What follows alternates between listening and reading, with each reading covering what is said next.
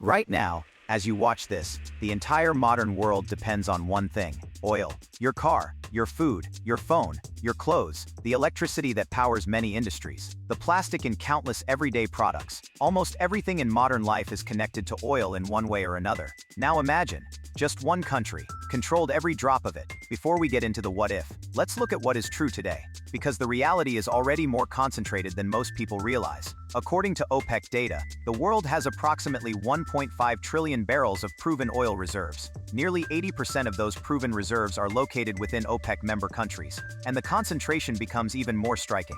Venezuela holds the world's largest proven oil reserves. Saudi Arabia ranks among the largest. Iran is also one of the world's leading reserve holders. Together, these countries account for a substantial share of global proven oil reserves. But here's something many people don't realize: having oil underground and being able to produce it efficiently are two very different things. Venezuela possesses enormous reserves, yet years of economic problems, sanctions, and aging infrastructure have limited its production. Saudi Arabia, on the other hand, combines vast reserves with modern infrastructure, high production capacity, and some of the lowest production costs in the world. It also has the ability to increase or decrease production faster than many other producers. That's one reason Saudi Arabia has played such an influential role in global oil markets for decades. But now, imagine something completely different. Imagine one country, Country X, owns every oil field, every offshore platform, every refinery, every proven reserve on Earth. What happens next? The announcement alone sends shockwaves through global financial markets. Oil prices begin climbing almost immediately.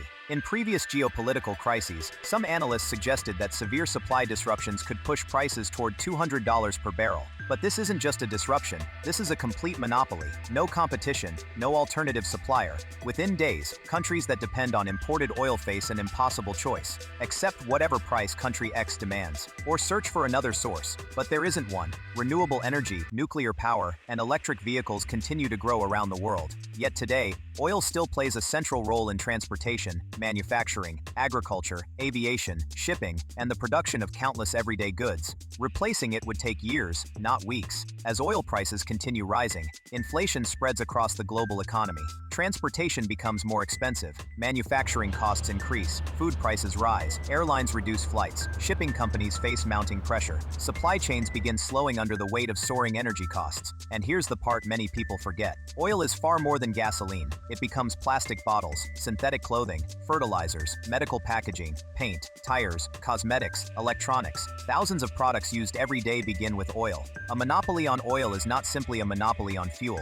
It is a monopoly over one of the world's most important industrial resources. Then the geopolitical consequences begin. History gives us a glimpse of what limited oil control can do. In 1973, several Arab members of OPEC imposed an oil embargo on countries that supported Israel during the Yom Kippur War. It wasn't every oil-producing nation, it wasn't a global monopoly, yet the impact was enormous. Fuel shortages spread, gas stations saw long lines, inflation increased, economic growth slowed across many countries. Now imagine something far larger: one nation controlling the entire global oil supply. Countries would race to protect their economies, new alliances would form, existing partnerships could weaken, competition for energy security would become one of the defining issues of international politics. The risk of geopolitical conflict would rise dramatically, but something unexpected might also happen. A complete oil monopoly could accelerate the world's transition away from oil. History has shown that major crises often speed up technological innovation. Faced with a severe energy shock, many governments would likely invest even more heavily in renewable energy, nuclear power, hydrogen, electric vehicles, battery technology, and new energy infrastructure, not only because of environmental concerns, but because reducing dependence on a single supplier would become a matter of national security. Ironically, the attempt to gain ultimate power through oil had encouraged the world to become less dependent on it over time. The truth is, no single country controls all the world's oil today. Oil reserves are spread across many nations, including Venezuela, Saudi Arabia, Iran, Canada, Iraq, and others. That distribution creates a balance that helps prevent any one nation from holding absolute control over one of the world's most important resources. But oil remains deeply connected to the global economy. The countries that produce it, the companies that refine it, and the nations that depend on it all shape the world we live in. Oil helped build the modern world, and any country with significant influence over global energy supplies holds tremendous economic and geopolitical power. The question isn't just what would happen if one country controlled all the world's oil. The real question is, how prepared is the world for the next major energy crisis? Can't all he did give me this then? So what's the issue now?